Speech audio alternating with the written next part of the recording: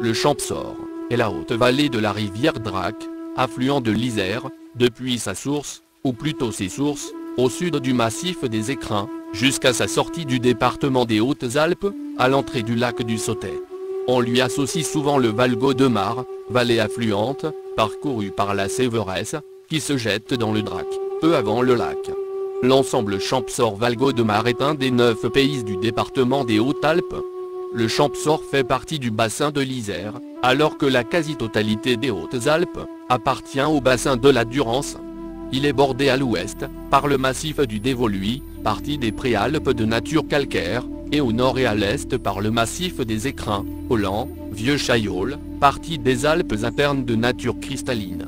Il est séparé de la cuvette de Gap, au sud, par la ligne de partage des eaux entre Durance et Isère, vaste seuil allant des derniers sommets du sud de la chaîne des Bancs, le Pioli, altitude 2464 mètres, jusqu'au contrefort du Dévoluy, le pic de Glaise, 2161 mètres, en passant par l'école de Moissière, 1573 mètres, de Mans, 1269 mètres, et Bayard, 1248 mètres, qui font communiquer la région de Gap, Embrun et le Dauphiné. La vallée du Champsaur est d'origine glaciaire. Lors de la dernière grande glaciation, le glacier d'Ancière, parallèle au glacier de la Durance, butant sur le massif du Dévoluy, se trouva déporté vers le nord. Il se logea dans le sillon formé par le contact entre les préalpes calcaires et le massif cristallin, où il forma un lit évasé en U, coupé par quelques verrous. Une fois le glacier disparu, le Drac recreusa ce fond glaciaire, et y forma une vallée au profil plus accusé en 5, laissant sur les flancs les restes du lit glaciaire, qui apparaissent aujourd'hui comme des hautes plaines perchées au-dessus de la rivière, par exemple à Poligny. Une autre trace de cette époque glaciaire est la plaine d'Ancel, ancien lac suspendu, aujourd'hui comblé. L'occupation humaine du Champsaur semble avoir été assez tardive. Si on accepte quelques rares pièces en pierre polie, trouvées à Saint-Jean-Saint-Nicolas, et un dolmen orange, commune de Saint-Jean-Saint-Nicolas, les quelques vestiges préhistoriques reconnus sont postérieurs et datent de l'âge du bronze, 355 pièces, dont une parure 1000 avant Jésus-Christ, à l'Aubéry, Bénévent et Charbillac, et diverses pièces en bronze, à la Phare en Champsaur. Les plus anciens habitants connus du Champsaur sont les Tricorii, une tribu celtique, gauloise, qui peuplait la totalité du bassin du Drac, mentionné sous la forme Tricu, et de l'actuelle Trièves, voisinant avec les Caturiges de la région des Bureaux du Nôme, Embrun, et Vapin-Comme, Gap. Les ours étaient présents dans la région, comme en témoignent les toponymes médiévaux conservés, Orsière, Montorsier, Monturcerie, bien qu'il puisse s'agir également de noms de personnages vivant au Moyen-Âge, Ursus étant un anthroponyme répandu à l'époque. Une tradition locale, non étayée, voudrait qu'Hannibal, marchant sur Rome, en 218 avant Jésus-Christ, ait remonté la vallée du Drac, ait quitté le Champsaur, par le col de Frésinière. Entre 125 et 121 avant Jésus-Christ, les Romains occupent toute la région allant des Alpes aux Pyrénées, qui sera dénommée successivement Gaule transalpine, Gaule romaine, puis Narbonnaise. Entre le col de Mans, passage le plus utilisé depuis la haute vallée de la Durance, et le Drac, quelques restes de villes, et surtout un buste de Jupiter Ammon, attestent d'une réelle présence locale.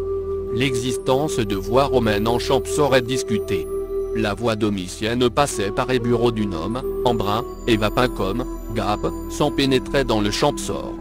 Bien qu'aucun texte ne le corrobore, certains pensent pouvoir qu'une voie se détachait de la voie domitienne, après qu'Aturigomagus, Chorges, passait par le col de Mans, ou le col de Moissière, puis traversait le Drac, et rejoignait à Saint-Firmin, une autre voie secondaire, reliant Briançon aux Trièves, par le Valgaudemar. Le toponyme Mans, mention en latin désigne une halte.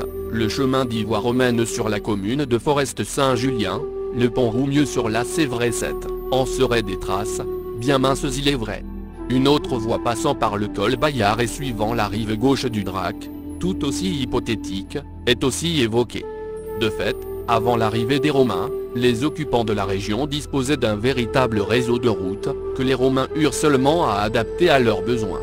Ainsi le chemin protohistorique, reliant la plaine du Pô, à la Gaule transalpine, par le mont Genèvre, devenu via Per Alpem Cossiam dans le royaume de Cossius, fut réaménagée, et devint la via Domitia. Quant aux voies traversant le Champsaur, elles furent évidemment utilisées par les Romains pour rejoindre Grenoble, mais sans être transformées en véritables voies romaines.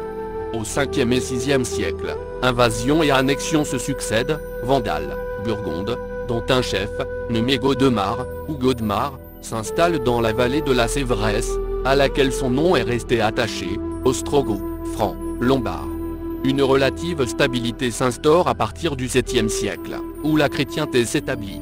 En 673, les moines de l'abbaye Saint-Victor de Marseille édifient un prieuré, dédié à Bonnet, évêque de Clermont. Le bourg qui l'entoure bientôt deviendra, sous le nom de Saint-Bonnet, la capitale du Champsaur.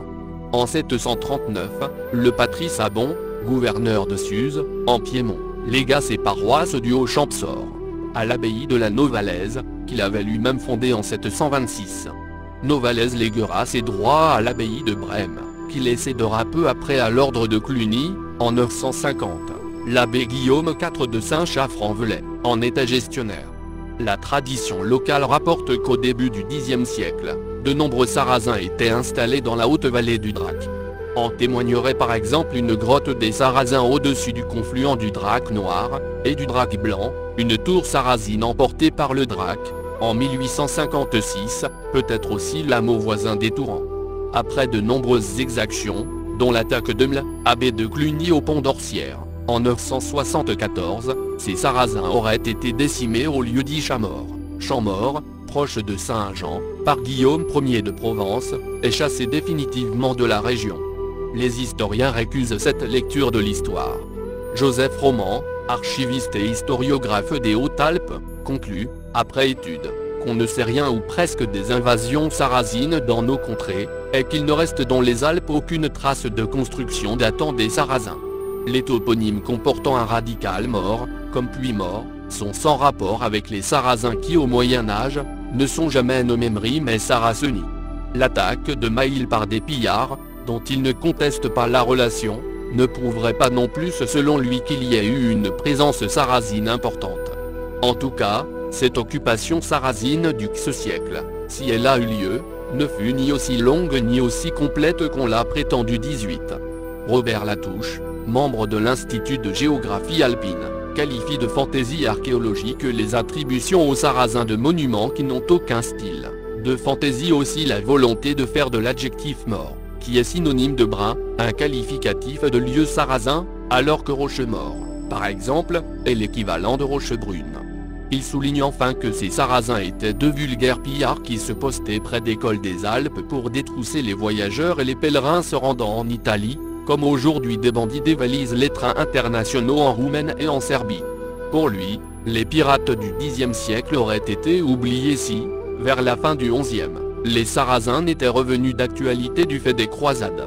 Tout naturellement, les gens du peuple, ou plutôt des pseudo-savants, ont prétendu retrouver leurs traces partout. En réalité, les envahisseurs du Xe siècle n'avaient laissé aucune trace dans notre pays. Quant à l'attaque de Maïl, Latouche rejoint la quasi-totalité des historiens pour la replacer géographiquement, loin du Champsaur. Elle a eu lieu auprès de la commune suisse d'Orsières, au bord de la Drance, au pied du col du Grand Saint-Bernard. Au XIe siècle, le seigneur de Montorsier et l'évêque de Gap se partageaient la possession des terres du Champsaur. Au XIIe siècle, le Champsaur échut aux comtes de Forcalquier. D'abord vassaux des comtes de Provence, les comtes de Viennois, dits dauphins, prirent peu à peu possession du pays, depuis nommé Dauphiné. Humbert II, le dernier des dauphins, fut un réformateur aimé des populations. En 1307, il les autorisa à léguer leurs biens. Il fit du château de Montorsier, acquis par un de ses ancêtres sur la paroisse de Saint-Jean, sur le Haut-Drac, une résidence somptueuse. Lorsqu'en 1349, André, son fils unique, décéda en bas âge, Humbert II décida de renoncer à ses états, n'ayant pu les vendre à Benoît XII, pape en Avignon. Il les légua à Philippe de Valois, bientôt roi de France, sous le nom de Charles V, moyennant 200 000 florins, et à la condition que le fils du roi en soit le seigneur, le Dauphiné dont le Champsaur était désormais français, et le titre de dauphin échut au fils des rois successifs. Le dauphin Louis II, fils de Charles VII, séjourna longtemps à Grenoble, et faisait régulièrement étape à Montorsier, sur la route d'Embrun. Il était proche des populations, et parlait leur langue. Devenu roi, sous le nom de Louis XI, il donna des armoiries à plusieurs familles du Champsaur. En 1442, il autorisa le creusement d'un canal de pont du Fossé, à Saint-Laurent. En 1447, il exempta d'impôts les habitants de Champoléon, dévastés par une crue du Drac blanc. Lors des guerres de religion, François de Bonne, futur connétable de Lesdiguières, natif de Saint-Bonnet, entraîna le Champsaur dans le camp des réformés. Il enrôla les paysans, et ses troupes firent des ravages jusqu'à Gap, où Bonne se fit construire une citadelle sur la colline de Puymaure, Embrun, dont la cathédrale fut brûlée, et transformée en temple, et corps, ville fidèle à la foi catholique.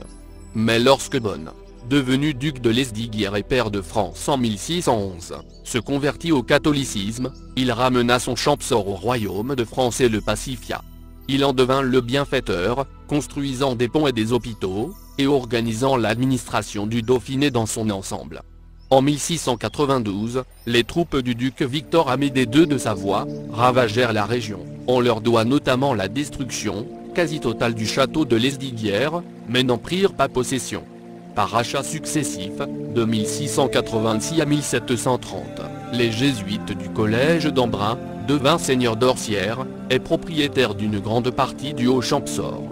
En 1790, le Champsaur Valgaud-de-Mar et le dévolu furent intégrés au département des Hautes-Alpes, dans l'arrondissement de Gap, sauf les communes d'Orsières, Champoléon et Saint-Jean-Saint-Nicolas, qui furent rattachés à l'arrondissement d'Embrun, avant de revenir à celui de Gap lorsque celui-ci fut supprimé en 1926. En 1801, quelques Champsaurins refusèrent le concordat, et s'organisèrent pour rester fidèles au pape à Rome, terme vite ridiculisé en pataron, sobriquet évoquant les pataros, serpillères. Lors de son retour de l'île d'Elbe, Napoléon traversa le Champsaur, faisant halte, le 6 mars 1815, au pied de Saint-Bonnet, où il fut chaleureusement accueilli par la population. En reconnaissance, il fit don aux Alpins d'une somme permettant de construire 6 refuges aux principaux cols de la région. Ces refuges Napoléon, finalement construits sous Napoléon III, ont depuis presque tous disparu. Celui du col du Noyer, détruit, a été reconstruit et fait office de relais touristique en été. Celui du col de Manse a conservé ses panneaux dédicaces. Durant la seconde moitié du XVIIIe siècle, la population étant devenue excédentaire au regard des possibilités de l'agriculture, une vague d'émigration s'ensuivit. On estime que plus de 5000 Champsaurins partirent vers le Nouveau Monde, vendant leur peu de biens, souvent à l'État. Certains y firent fortune, quelques-uns revinrent. D'autres partirent de même en Algérie, dont la famille de Paul Robert, futur auteur du dictionnaire qui porte son nom. En 1881, le Champsaur comptait plus de 15 000 habitants. En 2005, cette population n'était plus que de 5 000 environ, mais manifeste, depuis peu, une nette tendance à la reprise. Les Champsaurins entretiennent jalousement les multiples spécialités culinaires dérivées de leur production agricole, tourtons, caillettes, escargots, tarte à la confiture, oreilles d'âne, ravioles, crouzets, tourte de taillon, et etc. Les repas du tardon et de la chèvre sont dans chaque commune une occasion de festivité annuelle ou pluriannuelle. Ceux de Champoléon et de la Chapelle en Valgaud-de-Mar, début octobre, au retour d'estive, attirent de très nombreux participants. Les fours communaux, longtemps abandonnés, sont de plus en plus remis en activité pour des cuissons collectives de pain, de pizza, de tourtes, que les villageois se partagent. Au Noyer, c'est l'omelette pascale qui réunit tout le village.